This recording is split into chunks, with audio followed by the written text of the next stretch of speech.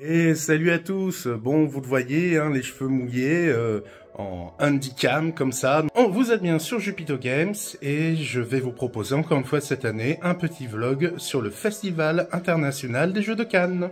Bon, comme les autres fois, c'est pas un vlog vraiment au propre sens du terme. Je vais juste essayer de filmer quelques moments du festival que j'ai bien aimé, essayer de vous montrer un petit peu l'ambiance qu'il y aura cette année. Donc là, il ne reste plus qu'à dire au revoir au petit chat et puis y aller. C'est parti! Grand frère, il fait quoi le grand dadé avec tout ça?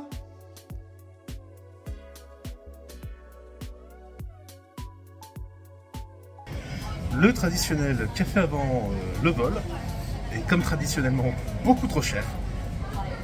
Bien arrivé à Cannes, pour l'instant le temps se maintient plutôt bien.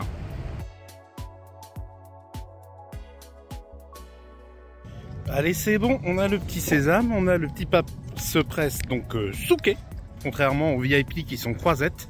Et si comme moi vous vous posez la question, j'ai demandé à l'organisation, c'est la colline qui surplombe Cannes et où il y a l'ancien Cannes, tout simplement. C'était la minute secret d'histoire, à vous les studios.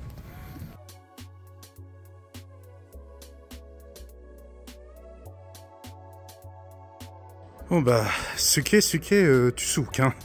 Et par contre, après la montée, mes mortels ennemis.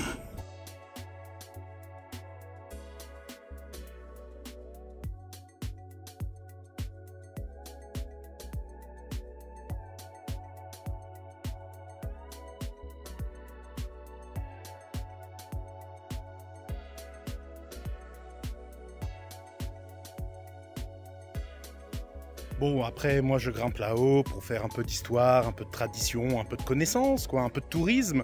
Mais je sais très bien que vous n'êtes pas là pour ça. Ce que vous voulez, c'est des jeux, c'est des meeples, des cubes en bois, des défaites dans des larmes et du sang. Bon, peut-être pas autant. Vous voulez du fiche de Cannes? Je vais vous en donner. Du fiche de Cannes.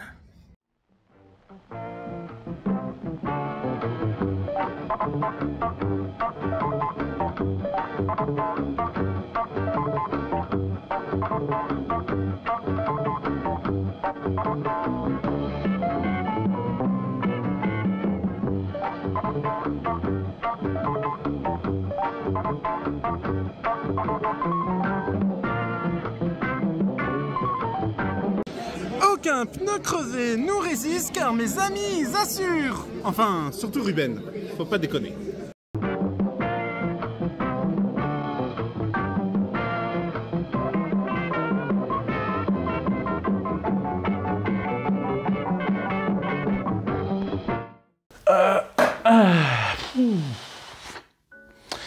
Et salut à tous et bienvenue dans ce petit compte-rendu post-festival.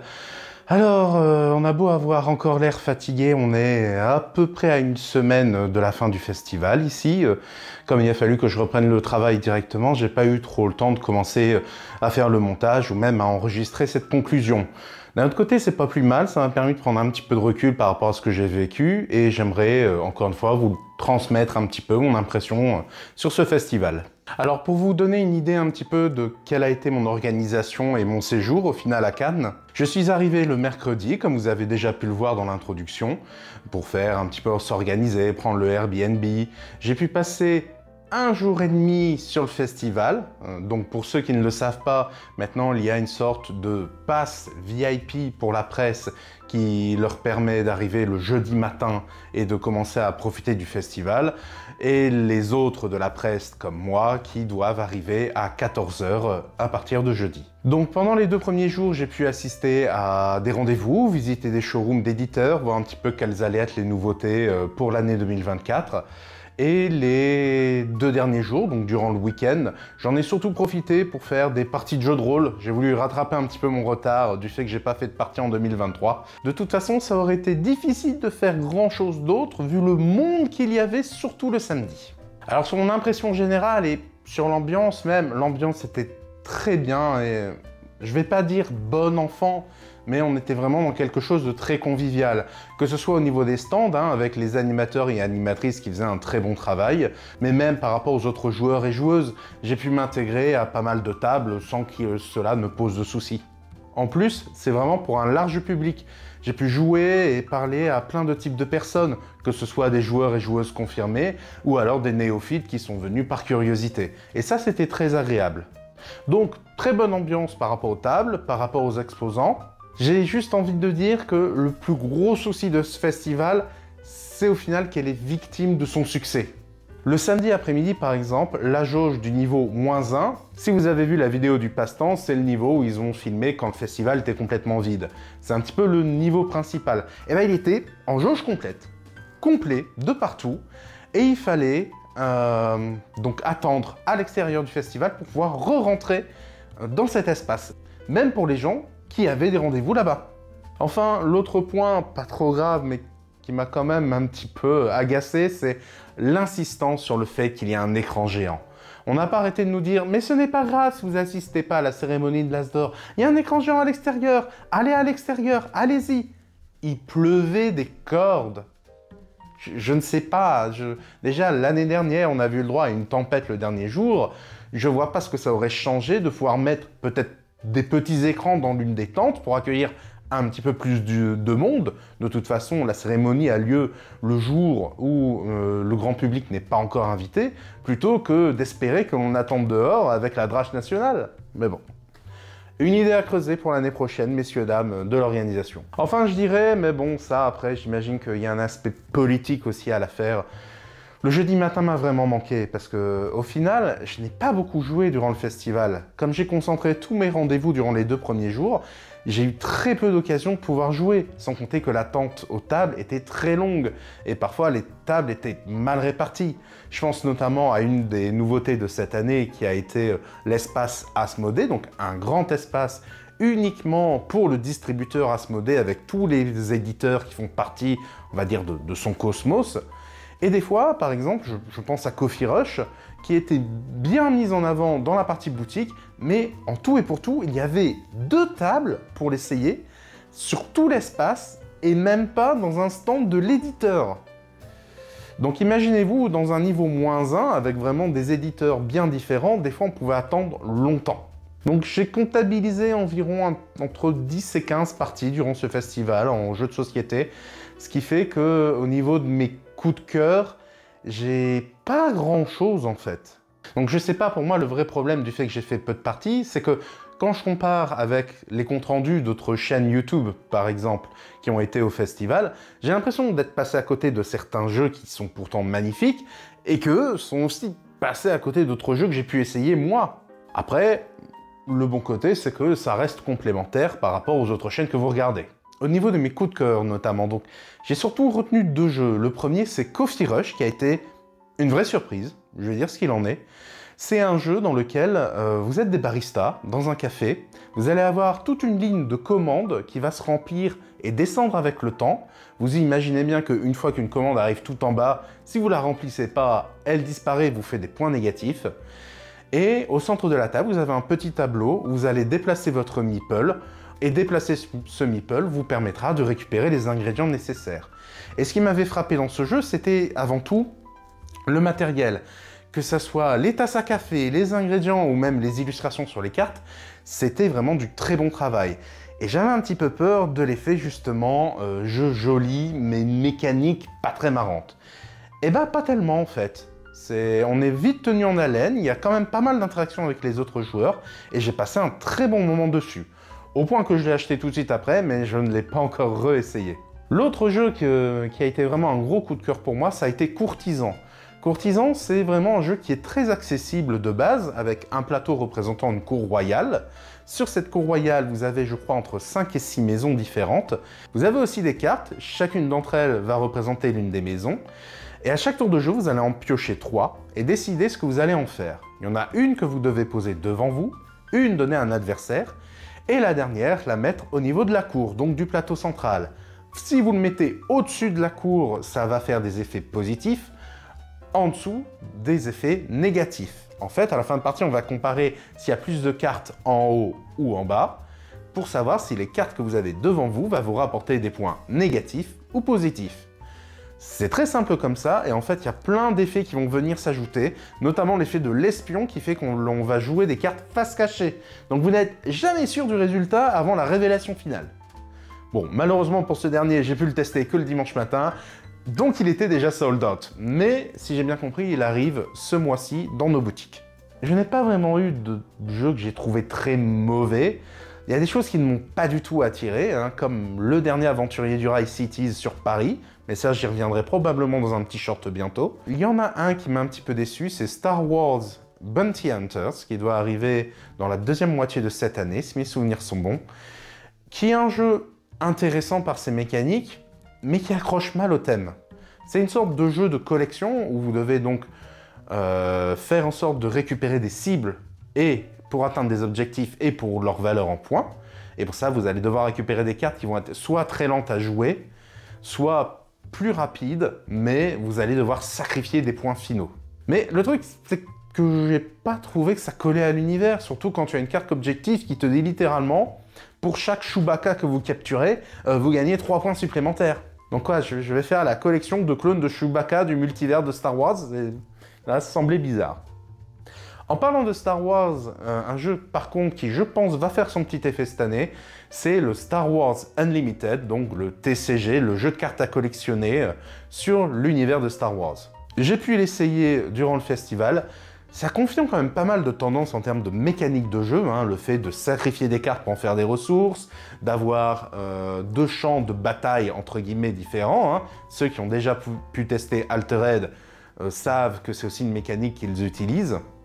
Mais il y a aussi quelques petites particularités, notamment les cartes leader qui peuvent donner des effets durant la partie et vont à un moment donné intégrer l'un des champs de bataille.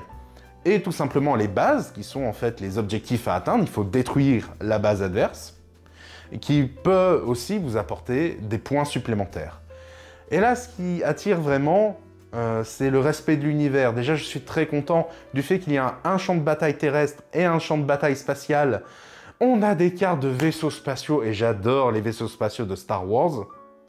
Mais en plus, on a vraiment, comme je le disais, un gros respect de l'univers. La carte qui m'a le plus fait rire durant ma partie, c'est la carte « Je suis ton père », qui peut infliger 7 points de dommage à une cible adverse, ce qui est énorme, sauf si l'adversaire dit « Non !» Dans ce cas-là, vous allez juste piocher des cartes, ce qui est déjà un très bon effet, mais peut-être moins puissant.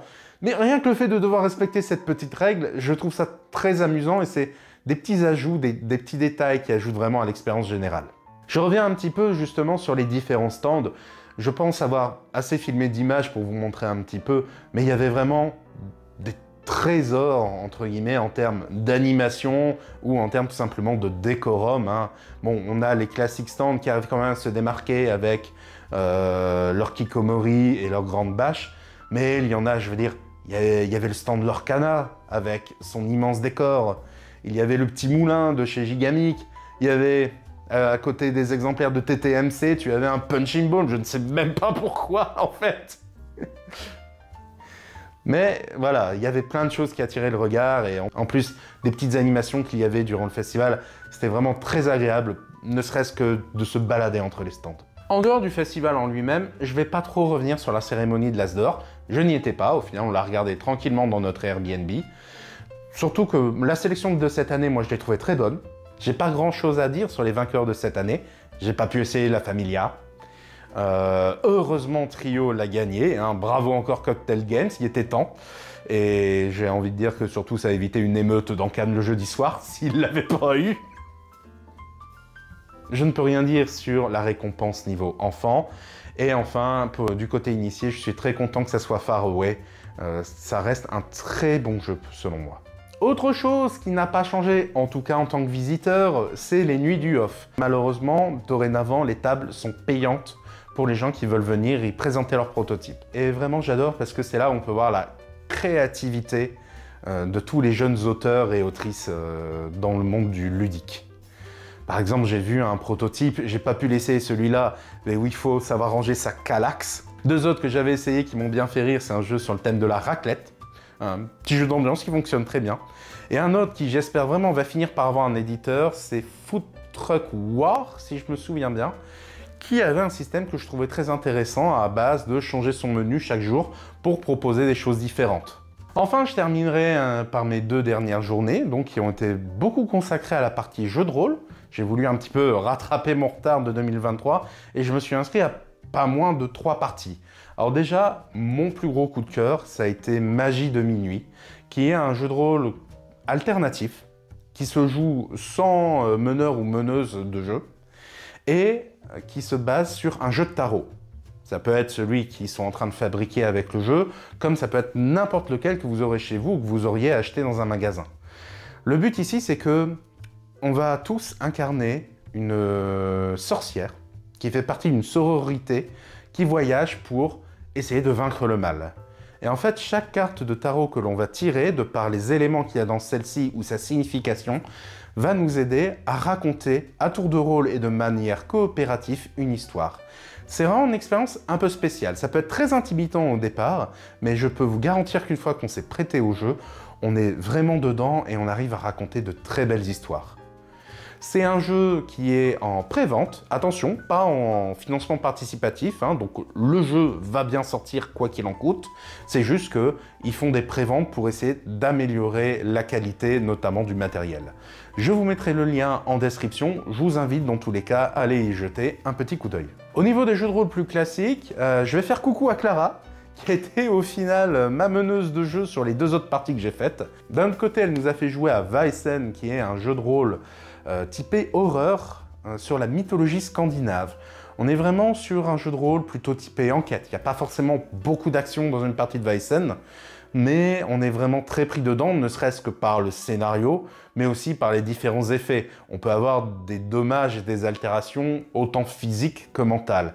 Donc, on est quand même très rapidement sur la corde raide. L'autre partie que j'ai pu faire, c'est Donjons et Chatons. Et je peux vous dire qu'un dimanche après-midi finir sur un truc mignon, bah à la fois ça fait du bien, et à la fois c'est ouvert sur toutes les déconnades possibles avec les autres joueurs et joueuses. Hein.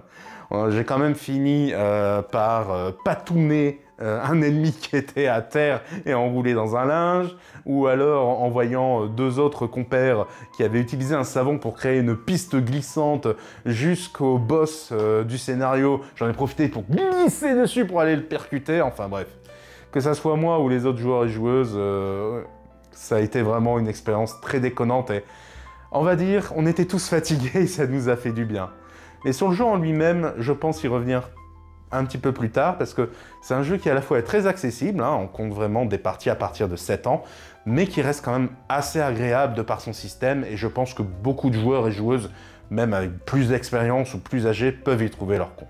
Voilà, donc en conclusion, pour moi, Cannes, ça a été encore une très belle expérience. Que ce soit bien sûr au niveau des jeux, hein, même si je le répète, j'ai pas réussi à faire autant de parties que ce que je voulais, mais aussi d'un point de vue humain, parce que je pense que vous entendez le même son de cloche sur pas mal de chaînes YouTube, ça permet de revoir des gens que l'on connaît, que ce soit des gens que l'on côtoie uniquement par Discord ou par Twitter, que ce soit des auteurs, d'autres influenceurs, ou même des gens de l'édition, hein, tout simplement. Donc j'en profite pour refaire coucou à Jérémy Fleury, qui était au petit déjeuner de Théo Rivière sur la plage le samedi matin, mais aussi à Etugame, qui cette fois-ci a pu faire ma dédicace. J'avais pensé à prendre mon livre avec. Voilà, donc est-ce que j'y retournerai l'année prochaine? Si je le peux, oui. C'est toujours un petit budget en partant de Bruxelles pour y aller, mais surtout après, c'est au niveau du travail que ça demande toujours un petit peu d'organisation. Mais je fais rarement de gros festoches durant l'année, et pour moi, si je dois en choisir un, pour l'instant, ça reste celui-là.